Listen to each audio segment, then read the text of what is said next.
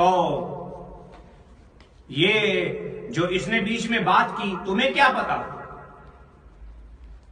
اور تو نے جو اس بندے کی دکھائی وہ ان کے جو ایک اہم بندے ہیں اس میں دم خم تھا تو سبز پگڑی پہن کر بات کرتا، اور تو نے یہ اس کا تو کلپ دکھا دیا، اس مکار کی بھی جو اس کا حواری جو تیرے پاس سفارش لے کر آیا اس کی آواز بھی سنوانی تھی، دکھانی تھی کہ کیا کہا اس نے، تیرے کہنے پر ہم مان لے۔ تو کون ہے؟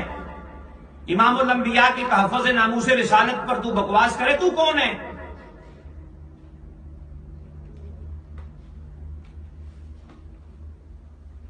مجھے شرم آنی چاہیے۔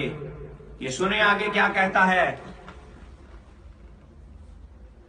توبہ کے لیے سمجھائیں گے اگر یہ نہیں مانتا اور واقع یہ گستاخ رسول ہے، اول تو ہو گستاخ رسول، تو اگر ہو واقعی کو گستاخ رسول تو اس کو بھی ہم نے اجازت دی کہ ہم اس پر کوئی طرح کے مار دھاڑ کر دیں، ہم قانون کے حوالے، ٹھیک ہے؟ چھوٹے سے چھوٹا کیوں ہو، بڑے سے بڑا کیوں۔ یہ الفاظ سنے ہیں تو نے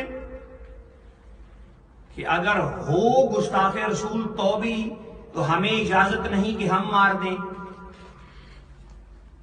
ہم مار دیں۔ تمہیں اس بات کا پتہ نہیں کہ حضرت عمر بن خطاب رضی اللہ تعالیٰ عنہ نے جب امام الانبیاء مدینے کے تاجدار کی جلوہ گری ہے، حضور علیہ الصلوۃ والسلام مدینے کے تاجدار صلی اللہ علیہ وسلم مدینے میں جلوہ گر ہیں، تو کیا اس کو واصل جہنم کرتے ہوئے مجھے اس بات کا صرف یہ بتا دے کہ کیا امام الانبیاء سے انہوں نے اجازت لی یا حضور علیہ الصلوۃ والسلام سے پوچھا؟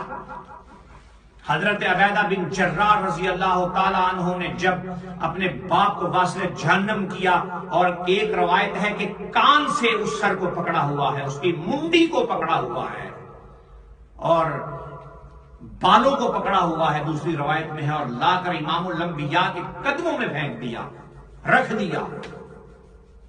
تو کیا اس وقت امام الانبیاء سے اجازت مانگی؟ کیا اس وقت اس کو یہ حضور کی بارگاہ میں پیش کیا جاتا تو اس کو واصل جہنم نہ کیا جاتا؟ اس بات کا تیرے پاس کوئی جواب ہے؟ در مختار کے اندر وہ جو امام الانبیاء کے ساتھ ایک منافق بیٹھتے تھے، وہ لکھتا تھا، کاتب وحی تھا، جب وہ مرتد ہوا تو باہر جا کر کہنے لگا کہ امام الانبیاء معاذ اللہ اپنی طرف سے قرآن بنا لیتے ہیں، اپنی طرف سے حدیث بنا لیتے ہیں۔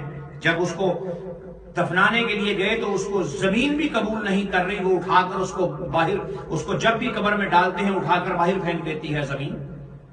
تیرے اندر عقل نہیں ہے؟ تیرے اندر تجھے کس نے خلیفہ بنا دیا اتنے بڑے آستانے کا؟ میں آستانے کا نام نہیں لیتا، شکل سے لوگ سب جان جائیں گے۔ تجھے کس نے خلافت دی؟ تو اس سے بھی بڑا جاہل ہے۔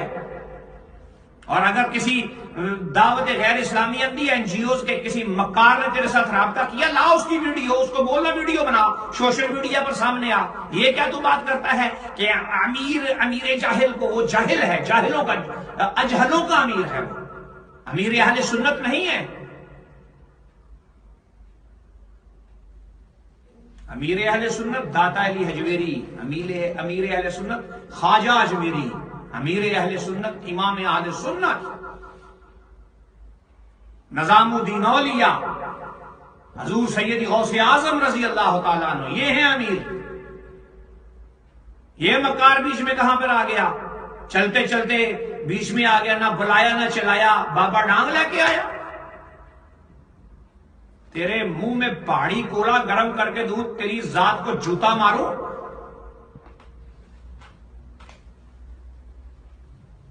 یہ کتنے الفاظ بول رہا ہے؟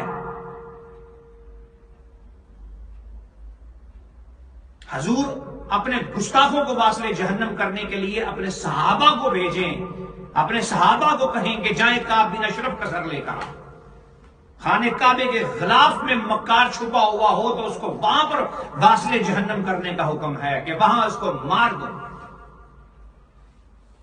کسی کی جرت کیوں ہو میرے امام الانبیاء کی طرف آنکھ کے ابرو سے بھی میرے نبی کی توہین کرے؟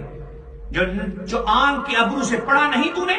پڑھ مولانا یوسف نبہانی کو، تجھے پتا چلے کہ حضور علیہ الصلوۃ والسلام مدینے کے تاجدار صلی اللہ علیہ وسلم کے غلام کا کیا کمال ہے۔ مکار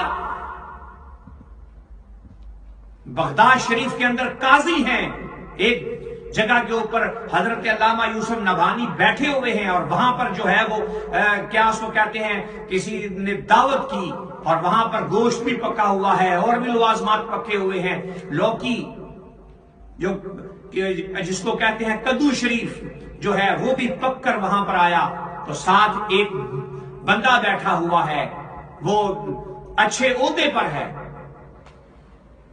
تو آپ نے جلدی سے حضرت یوسف نبھانی رحمت اللہ تعالی علیہ رضی اللہ عنہ کروڑا رحمت نزول فرمائے آپ کی مزار پرانوار کے اوپر، خدا کی قسم جب بندہ کتاب پڑھتا ہے، ان کی کوئی کتاب بھی پڑھتا ہے، خدا کی قسم ایمان کو ابالا آ جاتا ہے، توزہ ہو جاتا ہے ایمان، صرف انسان کا دماغ، انسان کا ذہن، انسان کی آنکھیں کھل اٹھتی ہیں کہ کیا حضور کا غلام ہے، سبحان اللہ۔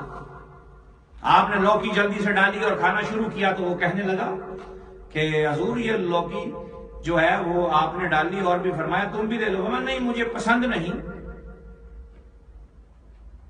آپ نے لوکی کا لقمہ وہیں رکھ دیا، حوالہ غلط ہو فقیر کی زبان کاٹنی، تیرے سے تجھے کینچی دوں گا خود کاٹنی، پتہ نہیں تو کہاں کا وہ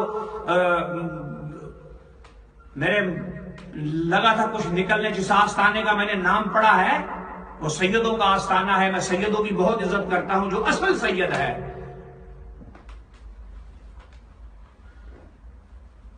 یہ جو ادھر سے بھاگ بھوگ کے ملے ہوئے ان سیدوں کو میں نہیں مانتا، جو بد عقیدہ کے ساتھ کھڑا ہو جائے، جو بد عقیدہ کے ساتھ کھا لے، جو بد عقیدہ کے ساتھ بیٹھ جائے، ان کے ساتھ جو ہے اپنی خوشیوں کو منا لے اور ان کے ساتھ ہی اپنی زندگی کو گزارتا ہو، اس کو شعور ہی نہ ہو، میں اس کو سید نہیں مانتا۔ سید کے اندر غیرت ہوتی ہے اور وہ دین مصطفیٰ شریعت مطہرہ پر پورا ہوتا ہے۔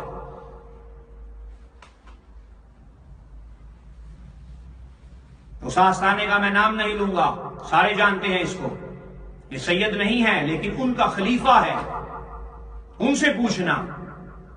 آپ نے لوکی، حضرت یوسف نبھانی نے لوکی کا جو لقمہ ہے وہ صرف ایک ہی کھایا، دوسرا رکھ دیا، فرمایا تجھے واصل جہنم کیا جائے گا، تو نے اس کدو شریف کی توہین کی ہے جو میرے نبی کریم صلی اللہ علیہ وسلم کو پسند ہے۔ یہاں پر تو لوکی کی توہین کرنے والے کی معافی نہیں، تو یہ تو امام الانبیاء کی ذات ہے، اس کو مکار کو کس نے امیر اہل سنت بنایا، جس کو پتہ ہی نہیں کہ عالم کے کیا فضائل ہیں، کہ جب وہ ممبر رسول پر بیٹھتا ہے وہ وراء الورا بات کرتا ہے حضور کی شان کے اندر، اور جو ہے تو نے اس کے اندر وہ دکھایا کہ جناب یہ امیر اہل سنت کی چلی، ان کا مقصد یہ نہیں۔ کیوں مقصد یہ نہیں تھا؟ کیا مقصد تھا؟ یعنی کہ حضور علیہ الصلوۃ والسلام کی شان بیان کرنے کے لیے ہمیں مقصد چاہیے ہوگا، اس وقت ہمارا مقصد یہ ہے اور اس وقت ہمارا مقصد یہ ہے۔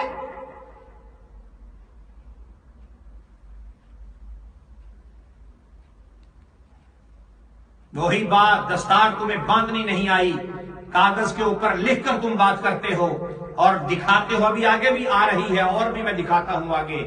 اس کے بعد آگے انہوں نے کیا بیان کیا اور آگے کیا دکھایا، وہ اس کا بھی میں تمہاری تسلی کر دوں گا، اس کے اندر بھی میں۔